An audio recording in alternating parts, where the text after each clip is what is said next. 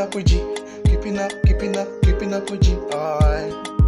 Keeping up with G, keeping up with G, alright. Yeah, keeping up with G, keeping up.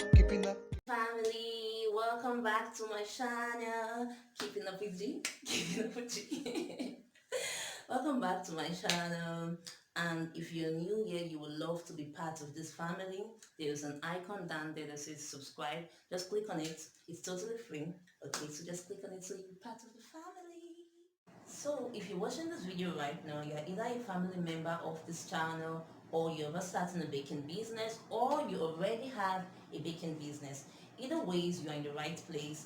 And just in case you're not into baking or baking related, please just chill down. There's this popular saying that goes, no knowledge is a waste. So sit down, relax, grab yourself a popcorn. In this video, we'll be talking about how to turn your love for baking into business. Basically, it's all about starting up a baking business. So ride with me. Several sectors in the baking business. Decide which sector of baking you want to go into. Decide the field of baking. Do not choose more than one or two fields. Major on it. Probably with time you could expand, but for a start, 1 to 2 sectors of baking is just perfect. Now this leads us to tip number 2. Tip number 2 is do your research. Like research everything about the field. Know everything in that field. So probably if you're going into cake making, do your research on cake making. Know everything about cake making. Everything as much as possible. Tips number 3. Tips number 3 is get equipment. Now when I say get equipment, get the basics of the basic of the basic of the basic equipment. When I started cake making, I just went into a cake shop. I'm like, okay, this, I need this, I need this, I need this, I need this. I just bought a lot of fancy cake equipment that till today I've not used any. I've been baking for over 2 years now and I've not used any.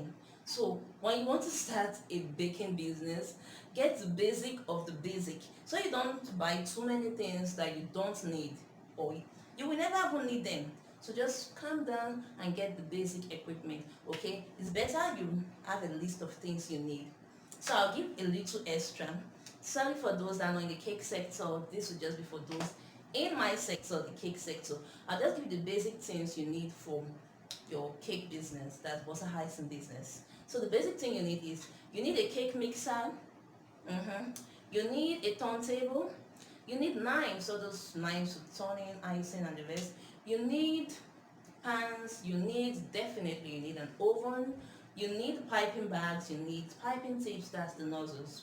Those are the basic things you need. Then you need measurement cups, like measurement for measuring things and everything. Make the scale for measuring things also, you need all of those things. So please do not buy too whatever. Okay, tip number 4 is arrange your kitchen space. If you have a shop, like you have a baking outlet, that's fine, arrange your things neatly. But if you bake from the house like I do, arrange your kitchen space very well, because when it comes to your kitchen space being clustered, can be really discouraging and frustrating with baking. So separate your kitchen utensils from your baking utensils. So in my kitchen, I have a cupboard where my baking things are all lined up, and then my kitchen things are like on the other cupboard, like, so just separate your kitchen things, your kitchen utensils from your baking items. So that's tip. So tips number 5. You need to brand your business. Baby girl, baby boy, family member, brand your business. Let your business have a name. If you already have a name, fine, that's perfect. If you are about to start a business and you don't have a name, you just need to get a name. And with getting a name, get a name that is catchy, something that is easy to remember. Some persons like to use their personal name as your business name. Some persons like to use other fancy names. As you feel like doing, that's fine. But brand your business, have a name, and also consider your niche also. So probably if you are baking in this area and somebody already has a business name like Cake Evan or Evans Cake, please do not use Evans Cake, or probably use something like okay, when I started my business, I wanted to use Cake Culture, and then there was already a Cake Culture, so I used G Cakes Culture. That's my name, G Cakes Culture. So brand your business, have a name. Have a name is very important. Branding is like important. I can't even overemphasize how branding is so important. Most bakers have is selling their product. Now, this leads us to tip number 6, selling your products. So, I've heard a lot of complaint in recent time that, oh, the cake industry, the baking industry is saturated and everything. But to think of it, which industry is not saturated?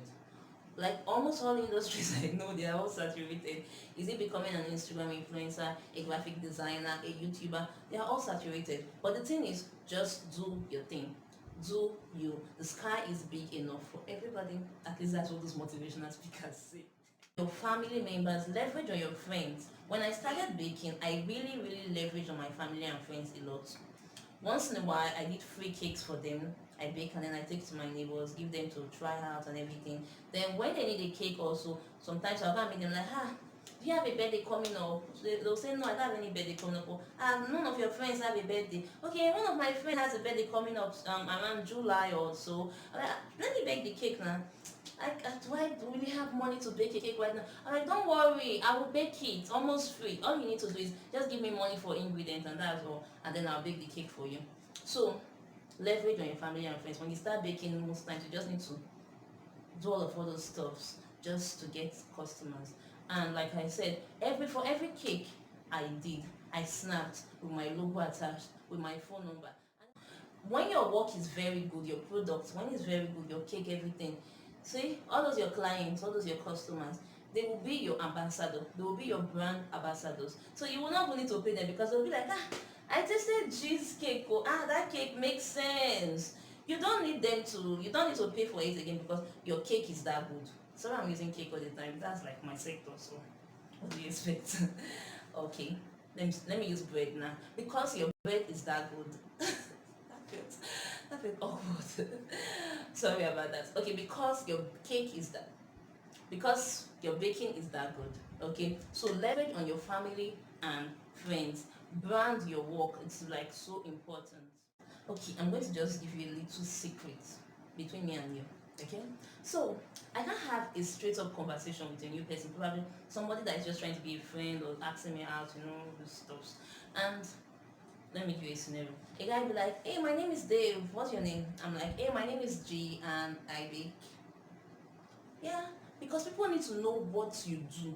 They just need to know what you do.